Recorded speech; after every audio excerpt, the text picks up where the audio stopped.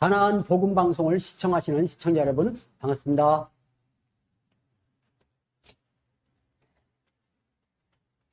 오늘은 출애굽을 통한 구원의 도용 세 번째 시간으로 고린도전서 10장 1절 5절의 말씀을 가지고 세례받은 자의 신앙 자세는 어떠해야 하는가에 대해서 말씀을 같이 한번 상고해 보도록 하겠습니다. 제가 본문을 읽겠습니다. 형제들아, 너희가 알지 못하기를 내가 원치 않으니 우리 조상들이 다 구름 아래 있고 바다 가운데로 지나며 모세에게 속하여 다 구름과 바다에서 세례를 받고 다 같은 신령한 식물을 먹으며 다 같은 신령한 음료를 마셨으니 이는 저희를 따르는 신령한 반석으로부터 마셨음에 그 반석은 곧 그리스도시라. 그러나 저희를 다수를 하나님이 기뻐하시지 아니하신 고로 저희가 광야에서 멸망을 받았느니라. 아멘. 본문에 앞서 지난주의 말씀을 다시 한번 요약을 해서 한번 정리해 보도록 하겠습니다. 천국가는 첫 발걸음은 하나님과 믿음의 조상 아브라함과의 언약으로부터 시작된다고 말씀을 드렸습니다. 하나님의 언약은 때가 되면 반드시 이루시는데 이사야 14장 24절에 보면 하나님께서 맹세하면서까지도 나의 생각과 나의 교형은 이루어진다고 그렇게 하나님께서 말씀하고 있습니다. 하나님과 아브라함의 언약은 약속대로 4대 만의 모세를 통하여 이루어졌습니다. 4대라는 400년이 필요했던 것은 계획이 관영한 가나안 7족을 멸하는 데는 충만한 수가 필요했던 것이었죠. 백성들이 종살이로 괴로움과 고통이 극에 달하여 하나님께 부르짖을 때 하나님은 모세를 세우고 하나님의 계획을 말씀하셨습니다. 재앙으로 애굽을 칠 것이며 장자를 죽이고 애굽의 신들을 심판할 것이며 바로의 왕의 마음을 강팍하게 할 것이라고 하나님께서 말씀하시면서 너희는 유월절 양식을 먹고 애굽을 탈출하라. 유월절을 지키는 자는 죽음이 넘어가고 애굽을 탈출하게 된다는 말씀을 하셨습니다. 성경에서 유월절의 사건은 3번 있다고 제가 말씀을 한번 드렸습니다. 그 유월절의 뜻은 하나님의 백성들이 사로잡혀 있을 때 하나님이 보내신 자를 통해서 유월절 양식을 먹고 그 사로잡혔던 곳에서 탈출하여 나오는 것이 유월절이라고 합니다. 그래서 처음에는 애굽에서 사로잡혀 있던 하나님의 백성들이 하나님께서 세워주신 모세의 말을 듣고 그 유월절의 모든 절차에 따라서 양식을 먹고 이제 애굽을 탈출하는 그 출애굽을 우리는 1차적으로 유월절이라고 합니다. 그리고 두 번째 유월절은 초림에 있었습니다. 초림에 유대인들의 그 서기관들과 바리새인들이 장로들의 그 유전을 가지고 하나님의 백성들을 사로잡고 있었습니다. 그 사로잡혔던 백성들이 예수님의 말씀, 그러니까 구약의 선지자들과 또 율법에 기록되고 또 예언되었던 그 말씀들을 이루신 예수님의 말씀을 듣고 그 장로들의 유전을 지키기 위해서 힘들게 고통 속에 살았던 그들이 이제 그 서기관과 바리새인들의 그 조직에서 나와서 예수님께 나오는 것이 바로 초림의 유월절이었습니다. 그리고 마지막으로 세 번째는 또 유월절이 있게 되는데 우리는 계시록에서 보면 귀신을 쳐서 바벨론에서 나오라는 계시록 18장 4절의 말씀을 우리는 기억할 수가 있습니다. 바벨론은 귀신을 쳐서요 사단의 나라인데 그곳에서 나와야 한다. 계시록 11장 15절에 보면 이제 7째 나팔이 불리게 되는데 그때에 그 7째 나팔을 소리를 듣고 들으면 무슨 일이 나느냐? 세상 나라가 하나님의 나라가 된다 합니다. 여러분, 세상 나라가 바빌론 세계의 그런 나라였다면 거기서 나와서 사도 베드로가 말한 것처럼 베드로후서 3장 10단절에 보면 우리는 새하늘과 새 땅을 바라보듯 하는 그 약속을 믿고 있던 사람들이 계시록 22장에 보면 새하늘 새 땅이 이 땅에 서게 되고 거기에 하나님이 오신다고 약속했기 때문에 그것이 바로 그곳이 하나님의 나라가 되니 거기로 가야만이 이제 하나님의 지금까지 우리가 소망하던 천국에 갈 수 있다는 말씀을 우리가 성경을 통해서 알고 있다면 바로 이 귀신의 투도 하늘에서 나와서 하나님 나라로 옮겨가는 것이 세 번째 있는 유월절이라고 했습니다. 그 기간이 되기까지는 우리는 기념하면서 기다리고 소망 중에 신앙하는 것이 바로 오늘날 우리의 현재의 모습입니다. 지난주에 여기까지 말씀을 드렸고요. 오늘은 본문을 통해서 출애굽 백성들이 하나님의 능력으로 홍해를 마른 땅같이 신신껏 건너 광야로 나온 사건부터 오늘 말씀을 드리도록 하겠습니다. 우리가 깨달을 할 것은 하나님의 백성들은 홍해를 마른 땅같이 신신껏 건넜지만 애국의 군사들은 그 홍해에서 바닷물에 빠져 다 죽었다는 사실을 우리는 알아야 됩니다. 누구는 신신껏 건넜는데 누구는 거기서 빠져 죽었다는 것이죠.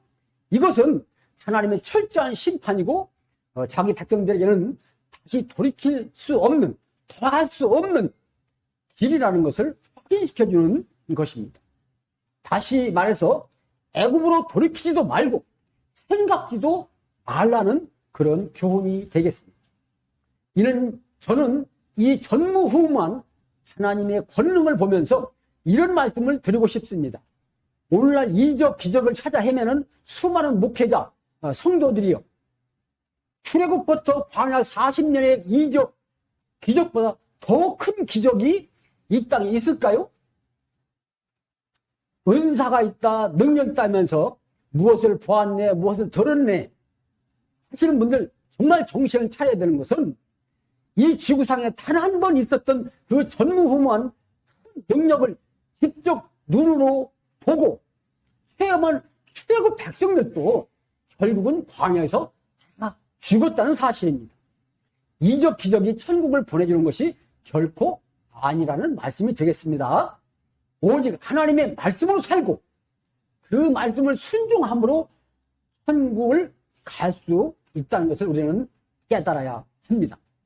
얼마나 더 큰 능력과 얼마나 더 큰 기적을 보아야 하나님의 뜻을 아시겠습니까? 가나안 복음 방송을 시청하시는 시청자 여러분, 출애굽에서부터 광야 40년의 기적보다 더 큰 능력이 무엇인지 아십니까? 이것은 하나님의 약속이 말씀대로 이루어진 것, 그것이 더 큰 능력이고 기적이 되는 것입니다. 말씀이 이루어진다. 이것을 우리는 쉽게 생각하지만 한번 제가 예를 들어볼까요? 창세기 3장 15절에 보면 여자의 후손에 대해서 말씀하고 있습니다. 여자의 후손이 뱀의 머리를 상하게 될 것을 하나님께서 미리 약속했습니다. 그런데 이 약속이 언제 이루어졌냐? 4000년이 지난 초림에 예수님으로 이 약속이 이루어집니다. 여자의 후손으로 오신 예수님은 이제 그 사단 마귀의 권세인 사망 권세를 이기시고 부활하지 않습니까? 사망을 이기신 예수님이십니다. 그렇기 때문에 요한복음 16장 30절에도 내가 세상을 이기었다고 이렇게 말씀을 하는 것을 우리는 깨달을 수 있다. 그뿐만 아니라 예수님 이후에 또 2000년이 지난 오늘날에도 보면 오늘날 우리가 계시록 시대라고 말하지 않습니까? 그런데 거기에 보면 계시록 12장에 보면 용과 싸워서 이기는 자가 있습니다. 예수님의 그 여자의 후손이 오셔서 용과 싸워서 이긴다. 용이 뭡니까? 바로 옛 뱀이고 마귀 사단이라고 하지 않습니까? 근데 그것과 싸워 이기는 때가 바로 오늘날입니다. 그것이 계시록 12장에 보면 여자의 후손으로 나오고 있습니다. 그렇다면 이 하나님의 창세기에 약속한 그 약속은 4000년 지나서 6000년까지도 하나님은 그 약속을 잊지 않으시고 이루신다는 것입니다. 이것이야말로 크고 능력 있고 엄청난 하나님의 약속을 이루시는 큰 기적이 아닐까요? 또 오늘 본문은 백성들이 구름과 바다 가운데 지나며 세례를 받았다고 합니다. 그리고 광야에서 신령한 식물을 먹으며 신령한 반석으로부터 마셨으니 그 반석은 그리스도라고 합니다. 그런데 말입니다, 여러분. 하늘에서 내리는 만나와 반석의 물을 마셨다 할지라도 하나님의 말씀을 믿지 않고 순종치 않는 모든 자가 죽었으니 20세 이상으로 장정만 60만 명이 넘는 사람들이 죽고 겨우 여호수아와 갈렙 두 사람만이 살아남았습니다. 이것은 무엇을 말씀하시는 교훈일까요? 항상 말씀드리지만 육신을 쫓는 자는 육신의 일에 마음이 꽂혀 있습니다. 그 결과 하나님과 원수가 되어 입술로는 주여 하지만 형식적인 모양과 형식만 있을 뿐이라는 것이죠. 즉 믿지 않는 것, 불신앙이라는 것입니다. 그러니 살고자 하는 자는 먼저 하나님의 뜻을 알아야 합니다. 하나님의 뜻을 아는 방법은 성경 안에서 하나님의 계획이 무엇인지, 지금 하실 일이 무엇인지 아는 것으로부터 시작이 됩니다. 또 알았으면 그 일에 동참하는 자가 믿는 자요, 그 일에 동참하는 자가 하나님의 동역자요, 동참하는 자가 사명을 감당하는 자입니다. 여러분, 하나님의 명령이 무엇입니까? 너희는 내 증인이 되어 땅끝까지 복음을 전하라는 것 아니겠습니까? 이 말씀을 듣고 제자들은 목숨을 아끼지 않고 전 세계에 복음을 전했습니다. 그러나 그 복음을 듣고 믿기만 하고 하나님을 아는 일에는 등한히 하고 복음을 전하지 않는다면 하나님의 뜻이 어떻게 이루어지겠습니까? 하나님을 믿지만 하나님을 아는 것이 없으면 하나님도 믿음도 없는 것입니다. 아는 것이 없으면 당연히 전할 수 없는 것 아니겠습니까? 천국은 하나님의 뜻을 아는 만큼 가까이 갈 수가 있습니다. 그러므로 말씀을 아는 것이 곧 능력이고 말씀을 아는 것이 곧 생명과 구원을 얻는 지름길이 되는 것입니다. 이제 결론으로 세례의 의미를 베드로전서 3장 21절의 말씀을 통해서 정리해 보겠습니다. 물은 예수 그리스도의 부활하심으로 말미암아 이제 너희를 구원하는 편이 그 세례라. 육체의 더러운 것을 제하여 버림이 아니요 오직 선한 양심이 하나님을 향하여 찾아가는 것이라고 합니다. 다시 말하면 많은 사람이 죄를 담당하시려고 한 번에 피 흘려주시고 사망 권세를 이기시고 부활하신 예수님을 구주로 믿고 예수님의 말씀을 지키고 순종하는 자의 삶이 세례받은 자의 참 신앙이라는 것입니다. 가나안 복음 방송을 시청하시는 시청자 여러분, 오늘 본문의 5절과 같이 세례를 받고 신령한 식물을 먹고 마셨다 할지라도 그 마음이 세상과 육신의 것을 쫓는다면 저 광야에서 죽었던 자들과 무엇이 다르겠습니까?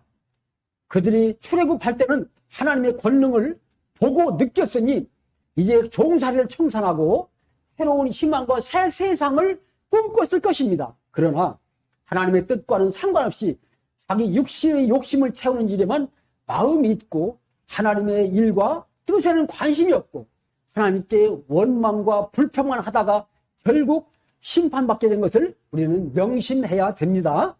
베드로는 세례를 선한 양심, 즉 마음이 하나님을 향하여 찾아가는 것이라고 말씀하고 있습니다. 오늘 우리도 선한 마음으로 하나님을 간절한 마음으로 또 갈급한 심령으로 하나님을 찾아가는 것이 그런 신앙으로 사는 것이 우리 가나안 복음방송을 시청하신 시청자 모든 분이 되었으면 참 좋겠습니다.